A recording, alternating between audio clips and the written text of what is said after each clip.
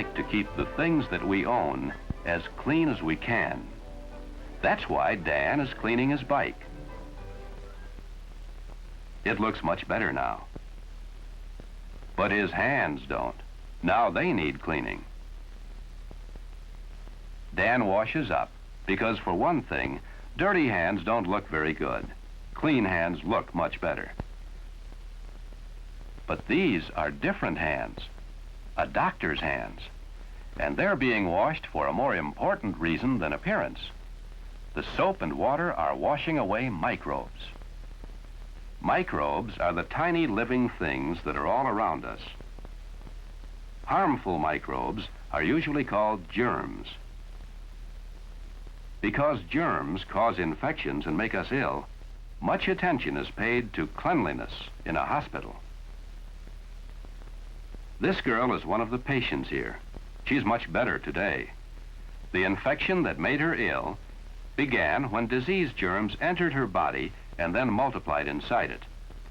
There are many germs in your mouth and nose even when you're not sick. That's an important reason for covering your mouth when you cough or sneeze. In the hospital laboratory, let's see what some germs look like under a microscope. Another name for germs and other microbes is microorganisms. That is, tiny living bodies that can be seen only through a microscope. Now, as an experiment, let's take a sample of the germs that made this girl ill. We'll rub the cotton swab with the germs on this culture plate. It contains food for the germs. The plate is divided into two parts. We'll treat half of the plate with liquid soap. Like some of the soaps we use every day, it has germ-fighting chemicals called germicides in it. The other half of the plate is left untreated. When the culture plate is placed into a special kind of oven, an incubator, the germs have not only food, but warmth and moisture, the conditions they need for growth. These are similar to conditions inside your body. Let's see what has happened after a few days. Well, on the half that was treated with the soap, nothing's happened. The soap, with its germicides, kept the germs from growing. But on the untreated half, there are white spots. Each spot is a colony of thousands of germs. So the use of soap can prevent germs from multiplying and spreading. We've already seen how hands are kept clean in a hospital. Cleanliness of clothing is important too. Clean uniforms are always worn. Everyone who works with patients wears clean clothing.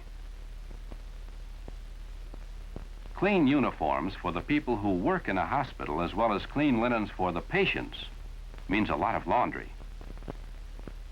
So the laundry room of the hospital is quite an important place.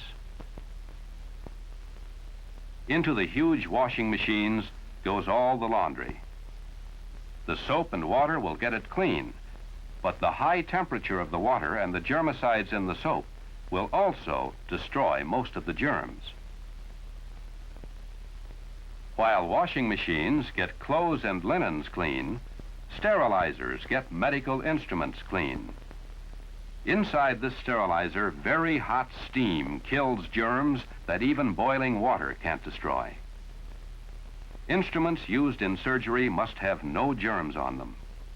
So in a hospital, to prevent the spread of germs, everyone is concerned with cleanliness.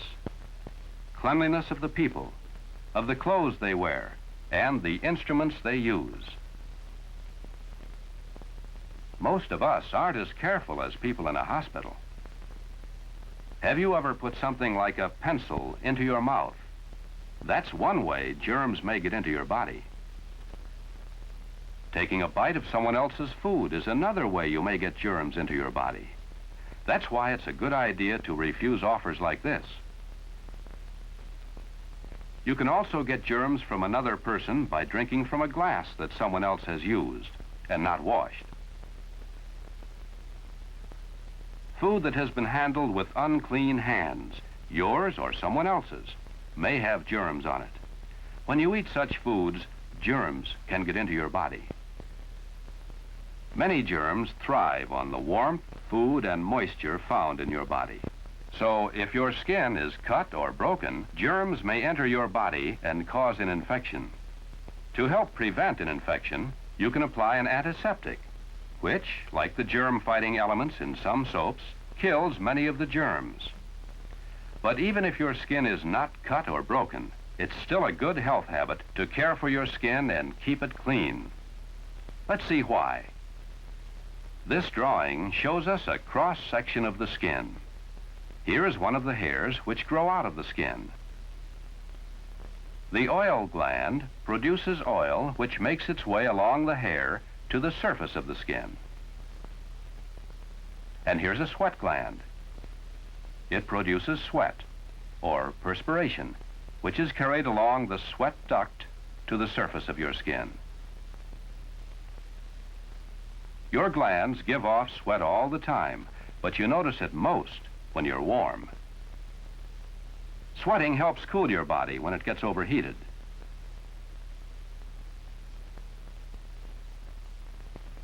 Sweat is water which contains waste materials from your body. When the water evaporates, the waste materials are left behind, along with oil, dirt, and germs. This mixture is everywhere on your skin, right down to your fingertips. Let's transfer a bit of this oily mixture to a glass slide. Now, let's try to get the slide clean. Water alone hasn't done it. Water alone won't get your skin very clean either. What about soap and water?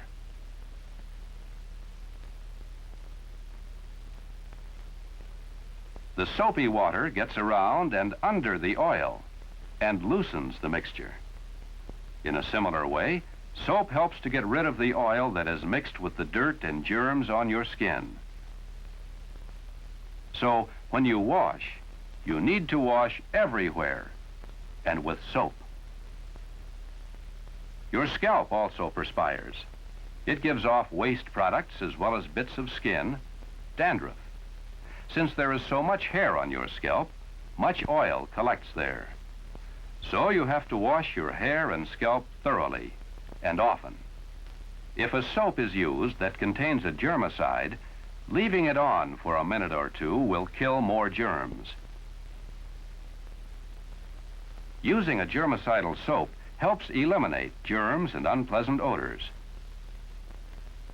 You especially want to wash thoroughly where you perspire heavily. Giving your face a good washing is important. You want to wash away the oily mixture, which may cause pimples. And now, a good rinsing will wash away the dirt, oil, wastes, and germs.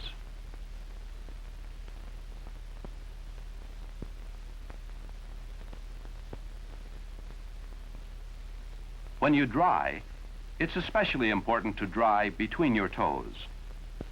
The spaces between your toes are warm, and when they're moist, microscopic fungi can grow there. Such fungi cause itching and redness and breaks in the skin, which we call athlete's foot. Because germs live in the dirt under nails, having clean fingernails is another good health habit. Clean nails look nice, too. Brushing your teeth is a kind of washing, too. Brushing removes food particles which might otherwise be fed upon by the germs in your mouth. Such germs form acids, which can attack your teeth and cause tooth decay.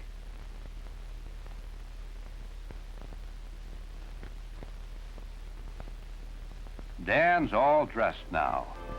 His body is clean, his clothes are clean, but more than that, cleanliness will mean better health for Dan.